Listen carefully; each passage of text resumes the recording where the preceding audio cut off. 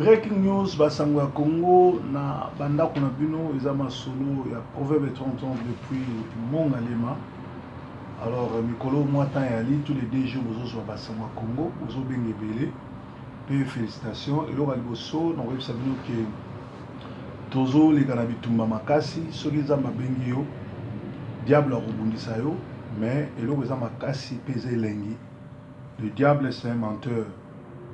Le diable, l'accusateur de vrai serviteur de Dieu, mais c'est un menteur.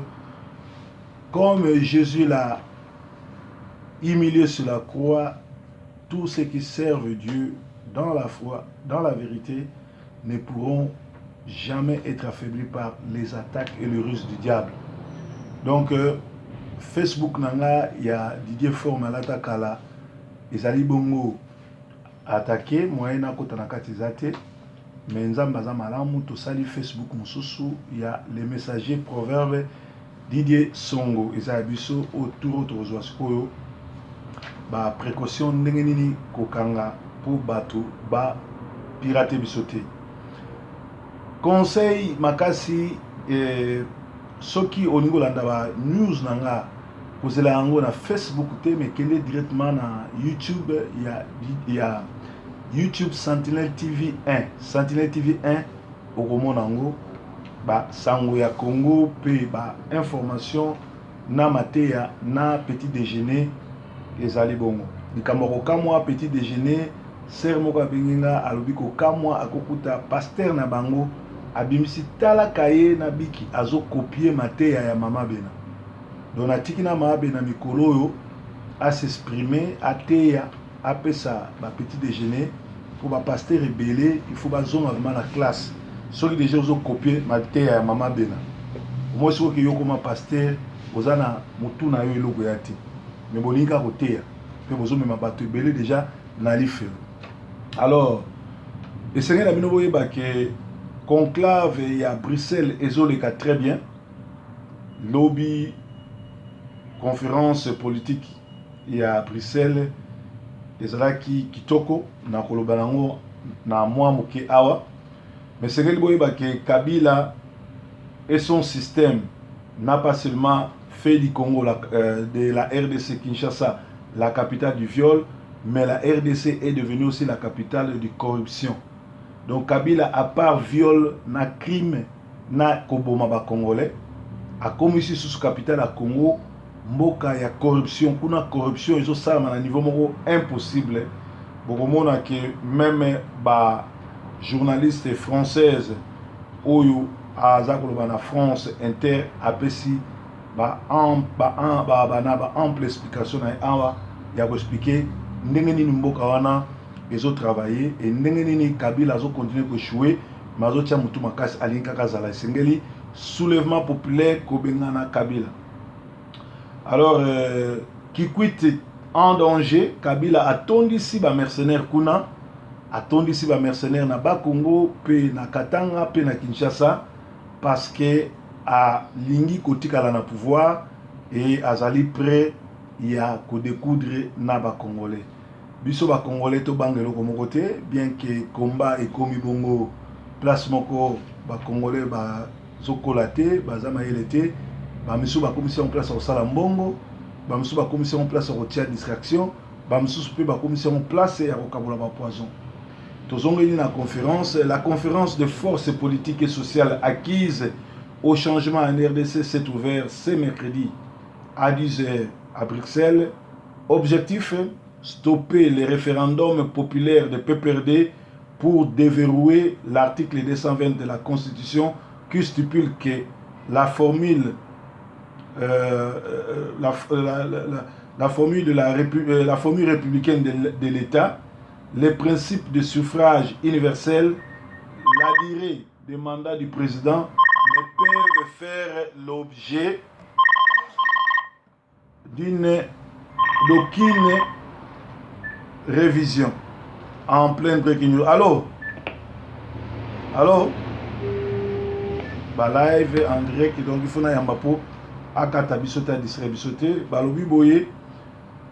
La durée du mandat du président ne peut faire l'objet d'aucune révision. Donc révision mandat bané mandat ezali 5 ans 2 fois. Après 5 ans 2 fois révision moko ezate et loko moko esalamate. Donc mova sakoni o ameli babangi abimi mutu oyo aliko vandisa Kabila na kiyanke tokotala ndenge sukela bango.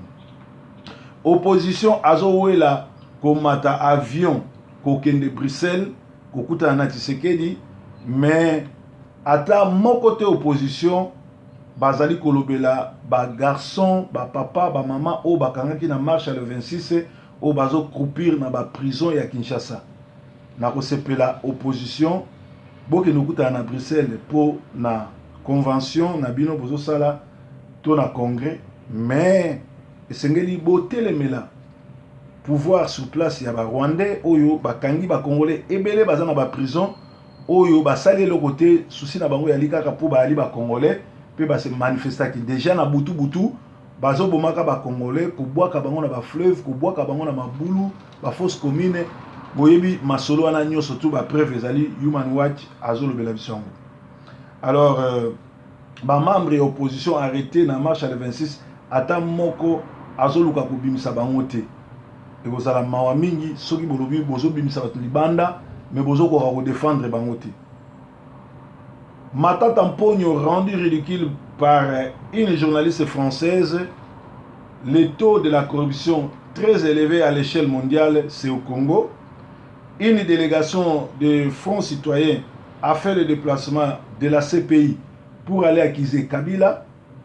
Le mercredi 1er juin, une délégation a été à la CPI pour déposer la liste des auteurs de crimes et exactions contre la population.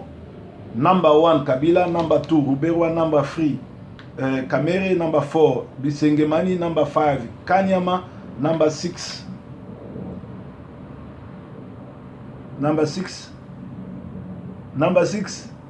Bazali Ebele, Zoé Kabila.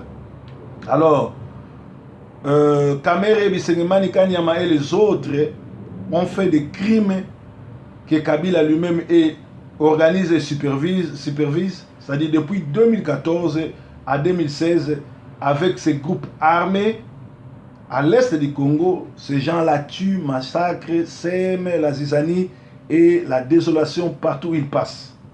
Bazo bengana ba Congolais pour nous peupler ba place où ba bengani ba Congolais na ba tuchi ba Rwandais. Tout cette histoire na bango.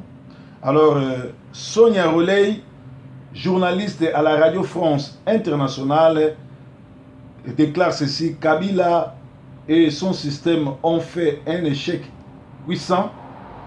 Moins de 10 000 personnes dans leurs manifestations, alors qu'ils ont pris deux pistes de l'État, mobilisé les étudiants, aller les chercher dans des auditoires par force, les kidnapper, les faire monter dans des bus publics. Ils ont mobilisé de Chegué, ils ont mobilisé des étudiants et le directeur des universités. Ils ont payé au Chegué moyennant $10 par personne, mobiliser les directeurs des universités, aller chercher les Chegué et les vendeurs de marchands, les vendeurs de marché, les menaçants.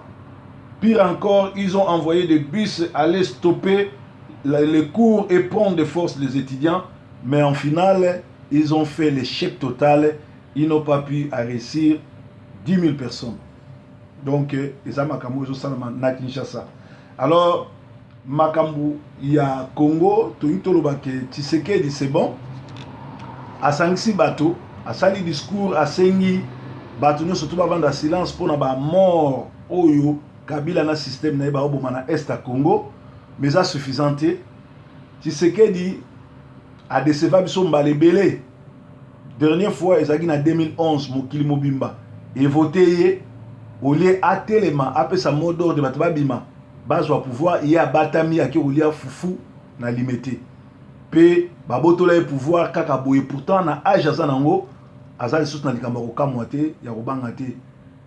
Ce qui totali, Batu Lokola, Ba Lumumba, Bampolo na Okito, Bakokisaki même pas 40 ans, l'air Babomagi Bango pour na Congo. Alors Tshisekedi assis à souffler plus de 82 bougies. Tu as zobangani. Boabo yewana zana CPI a profité. Alors tout tu éviter Tshisekedi azali ko tenter lisusu alia mbongo ndenge gizenga alia na kimobange na e to azolinga ko libérer Congo. Parce que na ngongo bino bozo sala ba distraction na poto na simananga bozo landango bozo mona salle yango ndenge makambo ezoleka kuna na salle wana Tshisekedi wana azosere maboko ya mutu nyonso aza en bonne santé. Mais problème ali agenda na bango eza nini bakosala ndenge nini po na kostopper référendum oyo mova sakani na Kabila bani ba lancer pour na déverrouiller l'article 220 de la Constitution qui stipule que la forme républicaine de l'État, les principes de suffrage universel, la durée du mandat du président ne peuvent faire l'objet d'aucune révision. Mais on va dire ça la coup d'état, coup de force, ça la révision pour Kabila atika na pouvoir. Alors, tu sais bien que les combattants ebele basombami, mbongo pe tiami ebele na poto ezo distraire batu, biso butu pe moi bazo benga biso to so mbongo to so boya, soki botali na ba Facebook na biso mona ba menace bazo tia direct na sima ba photo ozo zela nini yaka na Congo to ko kanga yo to ko boma yo, ba pesi même ba commando batu mingi na Manchester ba surtout batu bazaka na couloir et c'est ka esprit de mort ezo tambola. Bamsu baza na poison bakanisi ba otiela nga poison total soki osimba poison ezo tambola na Paris na Bruxelles na Londres pe ba combattant mingi ba trahi mboka pe groupe ya babokechu baza batu oyo bazali ko salela katumi mwa ki wazali l'ami ya Kabila donc bazali ba très ndenge mona batu nyos. Alors Tshisekedi a distraire peuple te, Tshisekedi a ke na ba concret, Tshisekedi a na ba relation, Tshisekedi a sala ete bazwa transition sans Kabila babenga na ba Rwandais kimi ekota na mboka mission ba Congolais nyonso tu ezali tourner vers Bruxelles mais esika conclave ali mais tozo senga pe na ba politiciens ya Kinshasa bo yeba kubundela ba oyo bakangami ba na boloko na ngonga oyo Kabila asali ba signer sur ba papier na ba M23 ba Rwandais ou ba criminel ou ba boma azongsi bango susu na scène entre temps Diomi Ndongala Christopher ba opposant ebele ba o basaki marche il y a le 26 mai baza ko couper na boloko ata muto bimisa bango azati Congolais ngongango esende bito telema trop c'est trop ba bomi biso mingi ba nyokoli biso mingi en tout cas tokomi na ngonga ya ko telema ko bengana ba ennemi ya Congo. Donc ezalaki breaking news en direct à Sentinelle TV pe à Sofkins TV Proverbe 30 na pointe apesa no ba sangwa Congo. Alors ngongango ekoki Congolais au telema ba mama ya France, ba mama à Paris, ba mama à Belgique, ya Hollande, ya Angleterre, un peu partout Canada, botelema parce que Congo ezali mboka na bino héritage nzamba pesa na ba Rwandais tapesi pa na biso. Bomoni misala Vital Kamerhe ba kangi combien de fois loboko na kati ya saki pona ko trahir Congo mais azolemba ta azotika.